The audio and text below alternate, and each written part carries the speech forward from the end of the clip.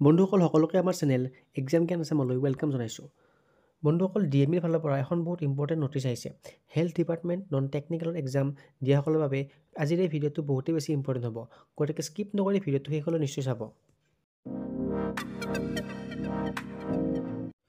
এইখনেই হৈছে DMEৰ ফালৰ পৰা অহা ইম্পৰ্টেণ্ট নটিচখন। আপোনালোকে ভিডিঅ'টো পজ কৰি নটিচখন চাই ল'ব পাৰে। নটিচখনত লিখা কথাখিনি মই আপোনালোকক থুলমূলকৈ ক'বলৈ চেষ্টা কৰিম। নটিচখনৰ প্ৰথম পেৰাগ্ৰাফটোত এইটো কথা লিখা আছে যে যিসকলে এতিয়ালৈকে আছাম হেল্থ ডিপাৰ্টমেণ্টৰ নন টেকনিকেলৰ পোষ্টবিলাকত এপ্লাই কৰা নাই তেওঁলোকে 16 জানুৱাৰীলৈকে ইয়াত এপ্লাই কৰিব পাৰিব।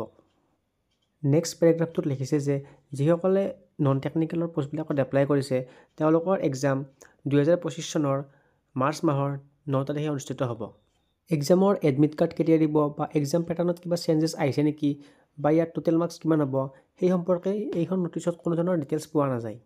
বন্ধুসকল আমি আমাৰ চেনেলত আছাম হেল্থ ডিপাৰ্টমেণ্টৰ 2018 পৰা এতিয়ালৈকে যিমানখিনি এক্সাম হৈ গ'ল তাৰে পেপাৰবোৰ কৰিবলৈ চেষ্টা কৰিছোঁ। গতিকে আপুনি আমাৰ চেনেল ভিজিট কৰি তাৰ প্লেলিষ্টত গৈ সেই ভিডিঅ'সমূহ চাব পাৰে আৰু সেই ভিডিঅ'সমূহে আগন্তুক পৰীক্ষাত আপোনালোকক নিশ্চয়কৈ হেল্প কৰিব।